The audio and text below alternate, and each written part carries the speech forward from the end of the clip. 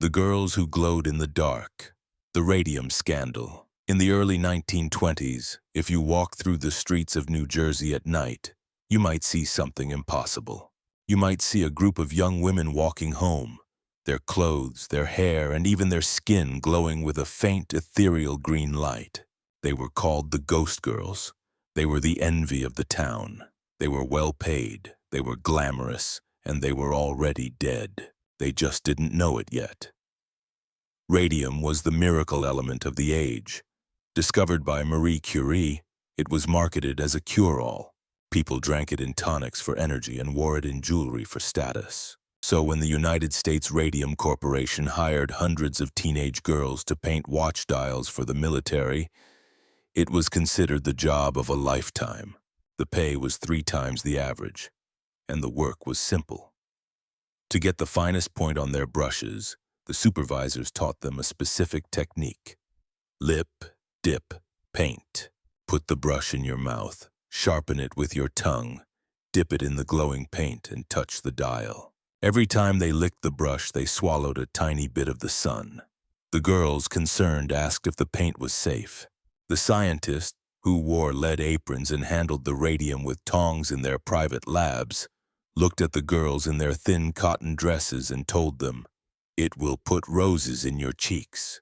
Trusting them, the girls leaned into the magic. They painted their nails with the radioactive glow. They dusted it into their hair. Some even painted their teeth to surprise their boyfriends with a glowing smile in the dark. But the roses in their cheeks soon turned to rot. The first sign wasn't a cough or a fever, it was a toothache. Mollie Maggia, just 24 years old, went to the dentist to have a molar pulled, but the hole wouldn't heal. Then the next tooth fell out. Soon her entire jaw was filled with ulcers that seeped yellow pus. When her doctor reached into her mouth and lightly touched her jawbone, it snapped like a dry twig. He didn't even need tools. He lifted her entire lower jaw out of her mouth with his bare hands. Mollie died shortly after, her throat filled with blood as the decay ate through her jugular vein. The company did the unthinkable. They didn't stop production, they covered it up. They hired doctors to lie, claiming the girls were dying of social diseases to ruin their reputations and avoid lawsuits. They waited for the girls to die, hoping the evidence would be buried with them. But radium is a calcium mimic. The body thinks it's building strong bones, but instead, it's depositing a radioactive monster into the skeleton. The girls' bones were literally being hollowed out from the inside, turned into honeycombed structures of rot. Some girls grew shorter as their spines collapsed. Others developed tumors the size of grapefruit on their hips and shoulders. Grace Fryer and 4 other women, though dying and barely able to walk, decided to fight back. They sued.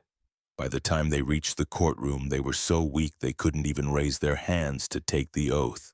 They were the Society of the Living Dead.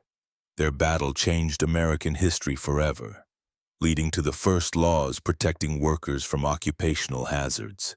They saved countless lives, but the victory came too late for them. If you visit the graves of the Radium Girls today with a Geiger counter, the machine will scream. Because radium has a half-life of 1,600 years, their bones will be glowing in the dark beneath the earth for the next millennium. They are still there, still glowing, still waiting to be remembered. Next time you look at a glowing watch, remember the girls who gave their lives for the light.